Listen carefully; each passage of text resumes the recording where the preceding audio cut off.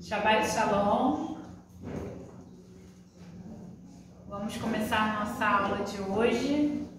Gostaria de pedir um voluntário que fizesse uma oração para a gente começar a iniciar a nossa aula, né? Depois de tanto tempo, estamos aqui matando a saudade. Já estava com saudade de dar aula, de partilhar da palavra com vocês e a gente estudando, a gente aprende muito também. Então, quem se voluntaria aí para poder fazer uma oração nessa tarde ao Senhor?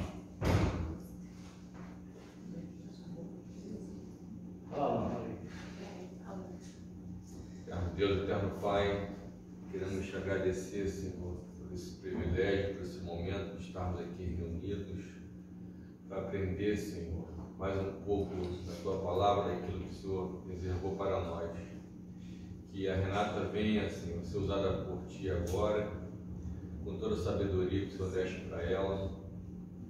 Que nossos corações venham a ser alcançados, Senhor, que nossas mentes possam entender aquilo que o Senhor queira passar para nós. E que esse vídeo também que está gravado, está sendo gravado, possa alcançar, Senhor, muitas almas, muitas vidas, e possa também despertá-las, Senhor, para o que está por vir. Abre nossos entendimentos, nossos corações para receber a tua palavra e usa a tua serva agora neste momento, Senhor. Em nome de Yeshua, Hamashia. Amém. Amém. Amém. Hoje nós vamos falar, né, de um tema que tem despertado a muitos, né? Eu, em particular, gosto muito. Não me sinto capacitada para falar, assim como vocês, eu também estou aqui hoje para aprender. Mas é necessário, irmãos, que a gente venha falar sobre o tema, estudar, né?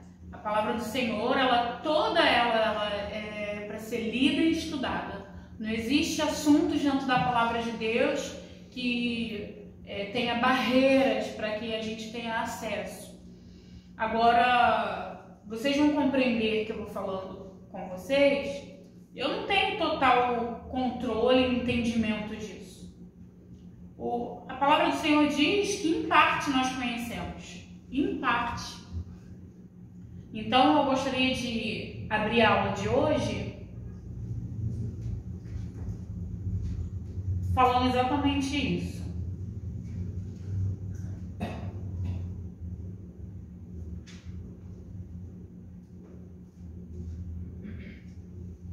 Nós vamos abrir a palavra.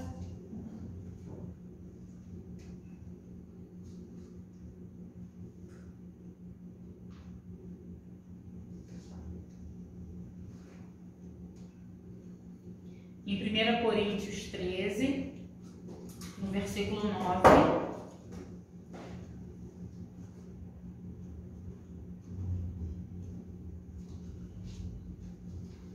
Mensagem do apóstolo Paulo.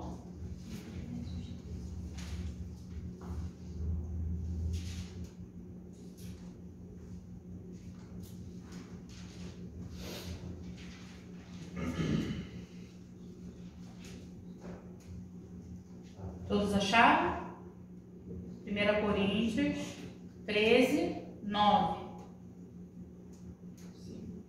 Então eu vou ler com vocês. Porque em parte conhecemos e em parte profetizamos. Nós não somos detentores da verdade, né, total, do conhecimento pleno. A gente conhece em parte. Até mesmo a profecia, como o pastor aqui já havia falado no sábado passado, está sujeita ao profeta, né? Ou a quem tem o dom da profecia hoje, quando nós falamos. E a gente vai iniciar hoje o estudo falando um pouco do profeta Eliarro. E a gente precisa compreender que esse homem, né, Eliarro, esse profeta, um grande profeta, né, no meio judaico, ele só está assim, vamos dizer, ele é comparado ou está abaixo, vamos dizer, de Moisés. grande profeta, e ele, tudo que profetizava, tudo conforme ele profetizou, todos os decretos, a gente precisa compreender que a maioria dessas profecias eram juízos, e todos se cumpriram exatamente como ele falou que iria acontecer. Porque às vezes haviam decretos que eram revogados, né? Um caso de doença ou um juízo. Por exemplo, quando Jonas foi profetizar para Nínive, houve o arrependimento por parte daquelas pessoas e aquela profecia, ela não precisou o quê? Ser cumprida, porque houve arrependimento no povo. O povo se arrependeu do pecado. Então aquele juízo que aconteceria naquela nação, naquela cidade ali, com aquele povo, não aconteceu. Mas com o profeta Elias, não houve isso. Tudo que ele profetizou, exatamente como ele profetizou, aconteceu. Então hoje nós vamos falar um pouco sobre os dias atuais e sobre o retorno de Yeshua. Vamos falar um pouco sobre os últimos dias, sobre Israel, sobre a igreja, sobre os sinais, sobre o caminho que nós estamos andando. Porque eu tenho visto, eu tenho percebido, e durante até esse período que eu fiquei um pouco afastada do discipulado, e durante tudo isso que tem acontecido, eu tenho percebido que muitos estão perdendo a visão. Muitos estão se perdendo pelo caminho. Estão até mesmo perdendo a noção da realidade. E a gente precisa compreender, irmãos, que o que tem que acontecer, vai acontecer. A gente não vai poder mudar os planos do Senhor, os projetos do Senhor. Nesse sentido, é lógico que a gente tem que apregoar a mudança de vida para as pessoas. É uma mudança pessoal, né? Mas as profecias bíblicas, tudo conforme foi escrito, está escrito na palavra do Senhor, será cumprido até os últimos dias. Até que o Senhor venha, até que tudo esteja consumado. E nós vamos começar falando um pouco do profeta Elias e o dia do Senhor. E aí você pode pensar, poxa, mas a gente vai falar de escatologia, só Apocalipse. Não. A gente entende que tudo que está acontecendo hoje, tudo que ainda há de se cumprir, os profetas já falavam antes. Todo o projeto de salvação, todo o projeto que o Senhor já havia determinado para nós, o Éden é o protótipo de tudo isso. Porque o homem andava com Deus, o homem era um corpo glorificado, o homem tinha vida eterna, o homem não estava num corpo morto ou corruptível ou com prazo de validade. O homem se relacionava com Deus face a face. Então o homem caiu, o pecado, entrou, a natureza decaída passou a dar um prazo de validade para um corpo que agora ele está sujeito a morrer e se separado de Deus, morte eterna. Com Deus, vida eterna através de Yeshua e do sangue do Senhor. Então você vê que tudo que começa lá no Éden, tudo que começa lá em Bereshit, em Gênesis, você, para ter noção do que se dá lá em Apocalipse, você precisa compreender Gênesis. Para você compreender tudo que vem acontecendo, você precisa compreender os profetas, as profecias. E o profeta Elias, ele é muito citado pelos apóstolos, ele é muito citado em várias partes da palavra de Deus, E a gente vê que se fala até mesmo que viria o profeta Elias. E aí o próprio Yeshua diz que na realidade Elias já veio. E a gente fica pensando, mas como assim o espírito de Elias? E a gente precisa compreender isso pode dar margem até para muitos, de reencarnação, de um espírito que vai tomar outro corpo. E a gente precisa compreender isso. O que significa esse espírito de Elias? O que significa a pessoa do profeta Elias, quem ele foi, o que ele fez. Então, falar sobre Elias, onde ele vivia, o que ele fazia, o que ele pregava. A gente até teve um estudo aqui, eu não sei quem lembra, que eu falei sobre a Merkavá. Quem lembra disso daqui? Não sei se vocês lembram, né? Sobre aquele carro de fogo, o carro de Deus, a carruagem de Deus, o profeta Elias, que foi tomado ainda em vida. É algo muito interessante, mas foi um estudo longo, né? Foi mais ou menos um mês que nós ficamos dando durante 4 sábados aqui. Então hoje a gente vai falar um pouco sobre esse profeta, que está relacionado aos últimos dias. Aliás, ele é um dos profetas que, como não experimentou da morte terrena, crê-se, né, que ele vai voltar nos últimos dias em Jerusalém, para apregoar a palavra diretamente. Tudo que ele fez lá foi um protótipo do que ele fará.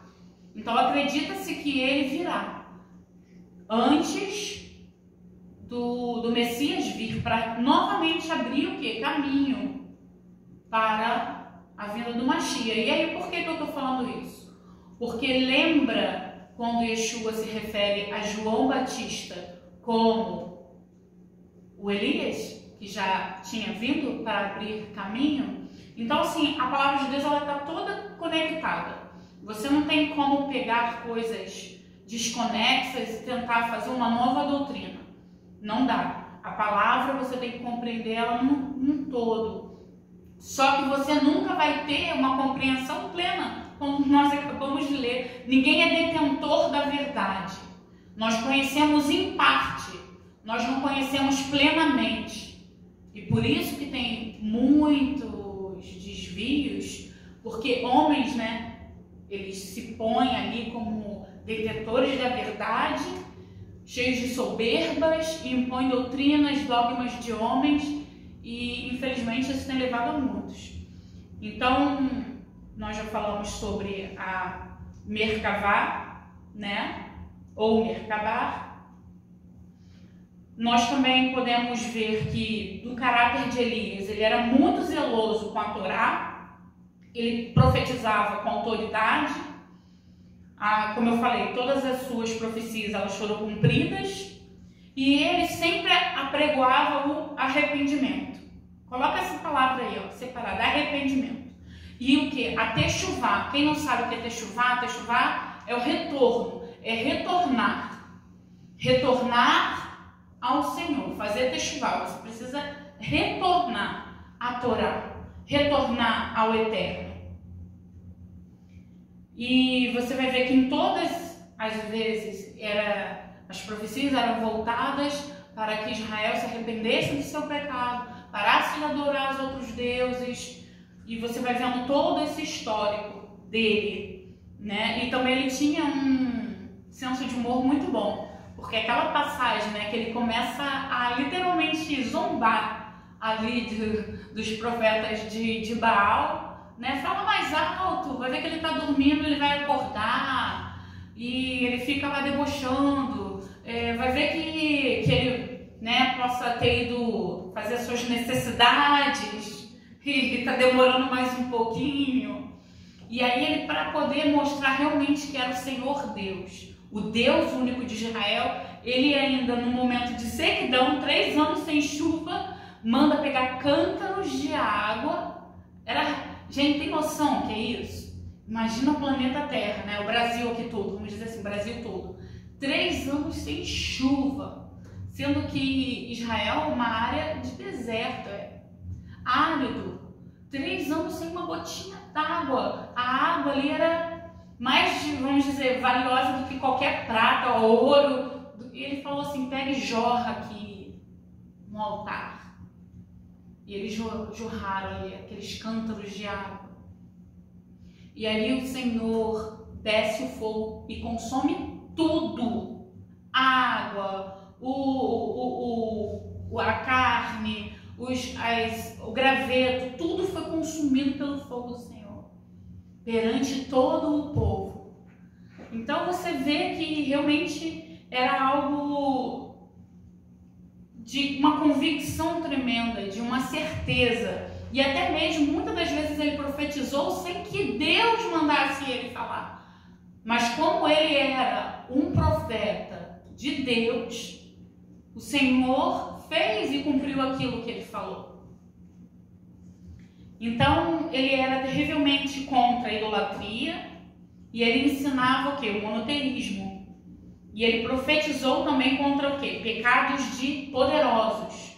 Por isso que ele é uma forte, né, indicação que virá nos últimos dias, já no final, aparecerá lá em Jerusalém, exatamente assim, da mesma forma como ele foi, ele vai voltar. E em vida, porque ele não experimentou morte. Isso é um mistério realmente, né? A gente gosta muito dessa palavra mistério, a gente não compreende a Bíblia e diz, não, isso não é mistério. Não, mas isso é um mistério realmente. E ele vai vir para apregoar contra o pecado e vai combater líderes, reis, governos, grandes autoridades, né? E a gente sabe o que vai acontecer depois. O Senhor vai dar poder, né, ao anti-Messias, né, para que ele tire a vida dessas duas testemunhas. Isso daqui é a introdução, muita matéria, muito conteúdo. Então ele traz juízo e traz a verdade. Elias ou Eliarro, o profeta da verdade, né? A sua palavra era a verdade e a verdade de Deus estava em sua boca. Sua palavra podia fazer chover ou parar de chover. Ele fez descer fogo dos céus. Ele dedicou toda a sua vida ao Eterno, lutando contra a idolatria, a injustiça cometida por poderosos. Uma dentre tantas missões foi assegurar o futuro de Israel como uma nação monoteísta. E o seu nascimento, assim como a sua vida, como eu falei, é um mistério. Não se sabe realmente data de quando ele nasceu. Lógico que se tem uma noção, né? Quando ele aparece lá, ele é citado no livro de Reis, se tem uma noção de quando ele viveu, mas quantos anos ele tinha, da onde ele veio. Há uma, vamos dizer assim, uma divergência entre os rabinos que acreditam que ele poderia ser da tribo de Benjamim, ou ele era descendente de Arão, né? Mas não há uma convergência, há divergências da onde ele veio. Então o profeta Elias surge, né, como eu falei no livro de Reis, e ele tem então aquele, que não é bem o seu fim, né, irmãos? Mas ele tem aquela tomada ali que ele sobe numa carruagem de fogo, e nós fizemos aqui um estudo bem profundo acerca disso, e ele é, vamos dizer, arrebatado, ele é tomado, ele foi levado, né, através dessa carruagem de fogo. Então agora nós vamos falar um pouco desses sinais dos últimos dias. E a gente pode fazer uma comparação se realmente a gente está vivendo isso. Sara, vou pedir você para tirar esse negocinho aqui e botar para lá, que aí eu não estou podendo ver a beleza da Lívia ali, ó. Desse já botou, obrigada. Então, vamos abrir aí em Malaquias, no livro de Malaquias 4, do 4 ao 6. Eu vou pedir o pastor Eduardo para ele poder ler Malaquias 4, do 4 ao 6. Vamos falar um pouco, que vocês já ouviram aí acerca de Elias, né? Já estão entendendo um pouquinho. Isso é uma introdução. Nós vamos fazer assim, são 4 estudos que nós vamos estar dando aqui a respeito desses últimos dias e dos sinais. Então hoje nós vamos estar lendo aí Malaquias 4, do 4 ao 6. Os sinais. Achou? Achei. Pode ler em alta voz, para todos ouvirem. Essa aqui é diferente.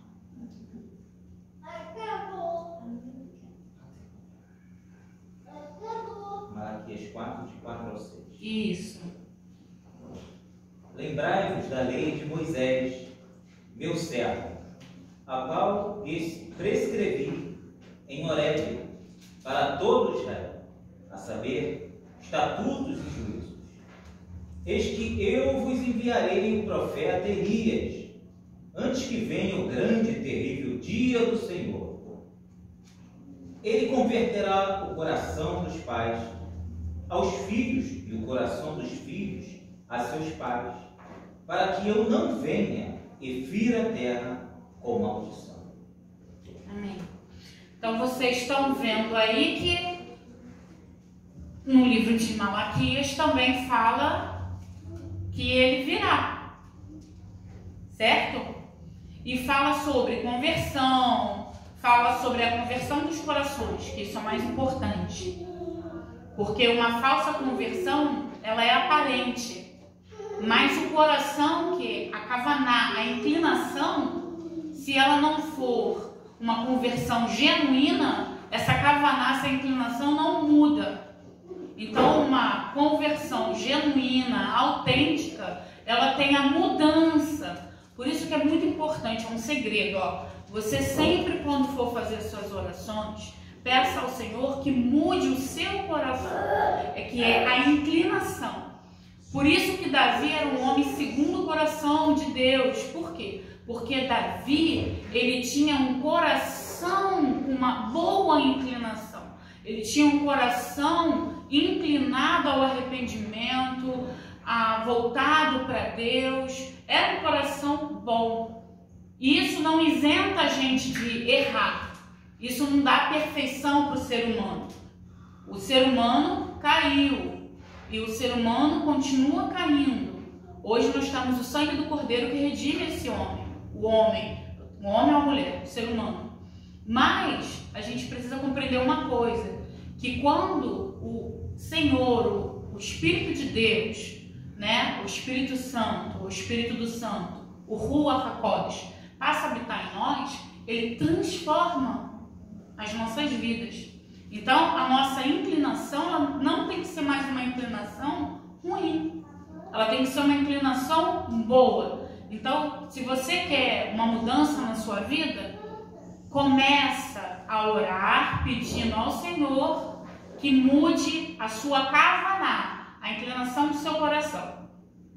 Então você vê aí que está falando de Elias, que Elias vai vir, que Elias vai pregoar o arrependimento, né? Vai falar de conversão de coração. Isso também tem a ver com a Torá inscrita, né? Entalhada nos nossos corações. Então vamos ler aí Mateus, vamos continuar vendo. Então vocês estão compreendendo que em Malaquias 4:6 está falando de alguns sinais. Vamos ler em Mateus 17:11 para vocês compreenderem. Por isso que eu tive que dar essa introdução a respeito de Eliá.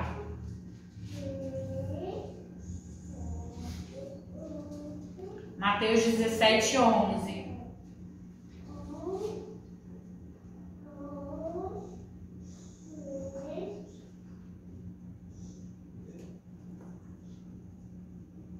Yeshua respondendo disse-lhes: em verdade Elias virá primeiro e restaurará todas as coisas.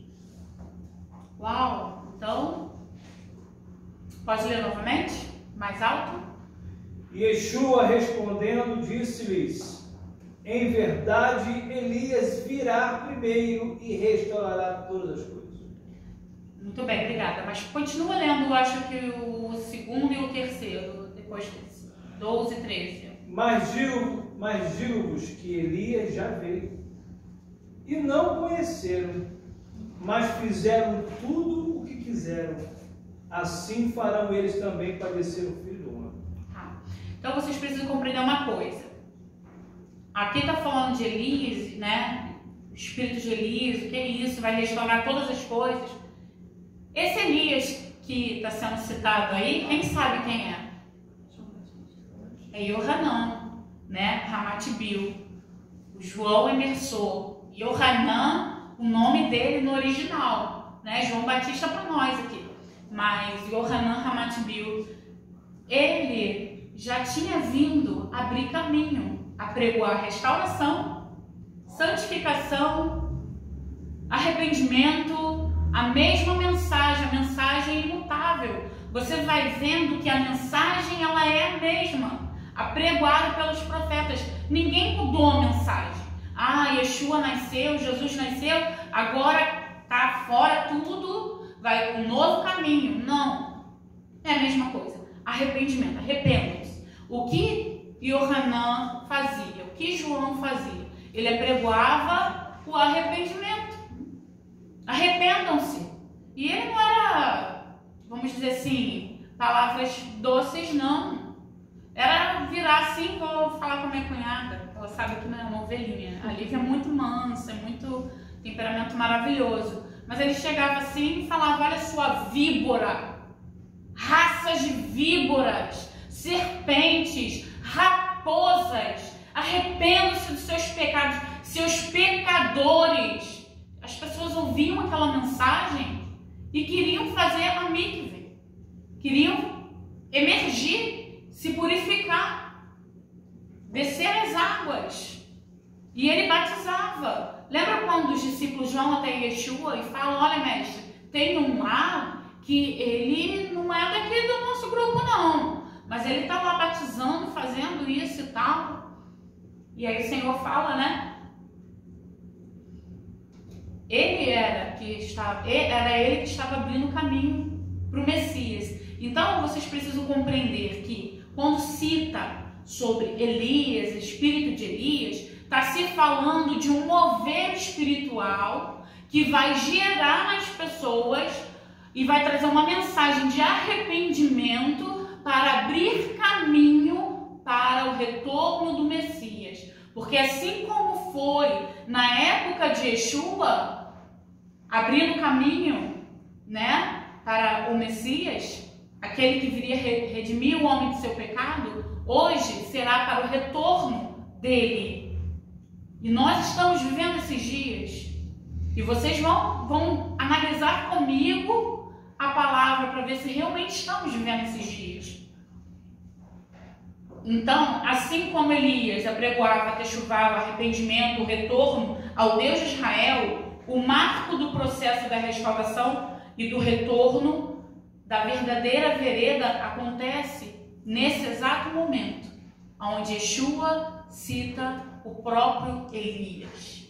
Ele fala que Elias virá, e ali dentro do contexto ele está falando, na verdade, ele veio porque ele está querendo dizer e explicar ali, ele está querendo demonstrar para aquelas pessoas, trazer um entendimento que era na realidade um representante também do Deus de Israel, que tinha esse espírito que se indignava com o pecado, com a corrupção, com a idolatria, com a imoralidade sexual daquele tempo, daquele período. Porque, irmãos, vamos pensar, o que nos traz, vamos dizer assim, uma consciência de que a gente não pode viver em adultério, ou que eu não posso me relacionar com uma pessoa do mesmo sexo, ou que eu não posso sacrificar animais a outros deuses, ou por que eu não posso fazer o que eu quero, se eu sou dona da minha própria vida, sou maior de idade, vacinada,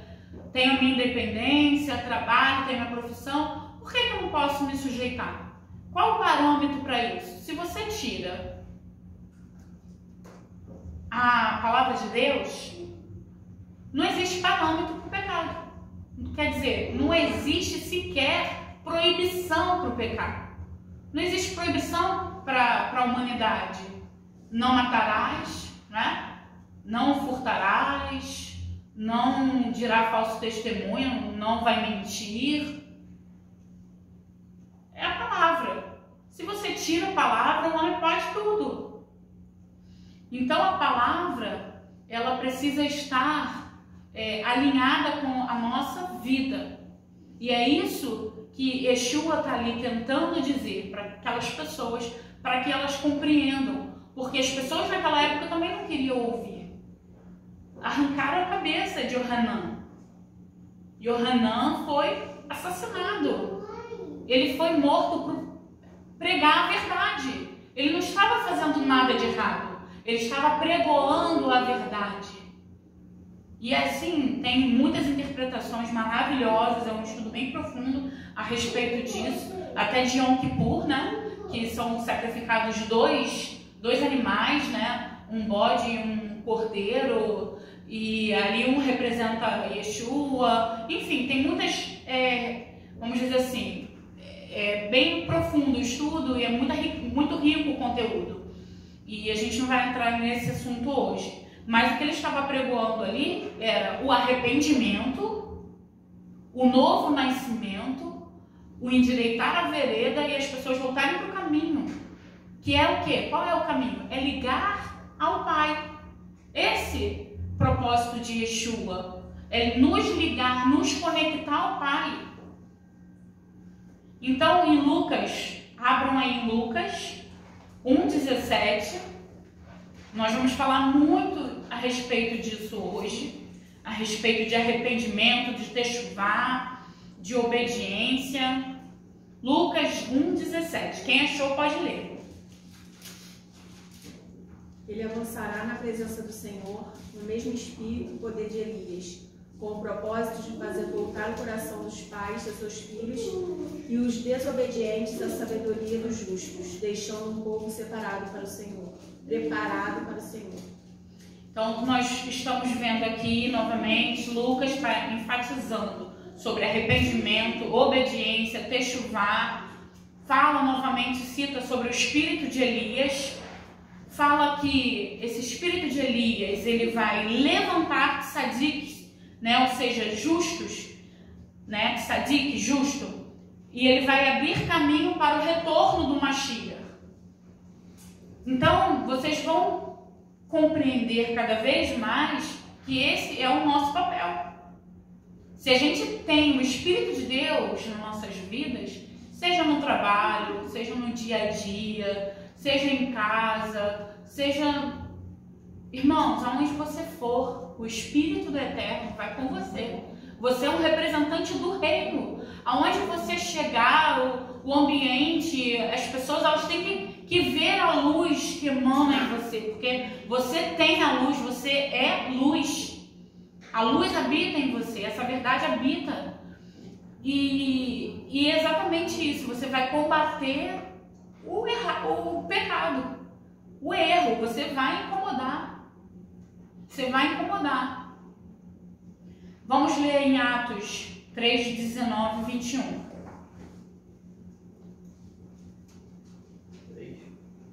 Atos 3, do 19 ao 21. Arrependei-vos, pois,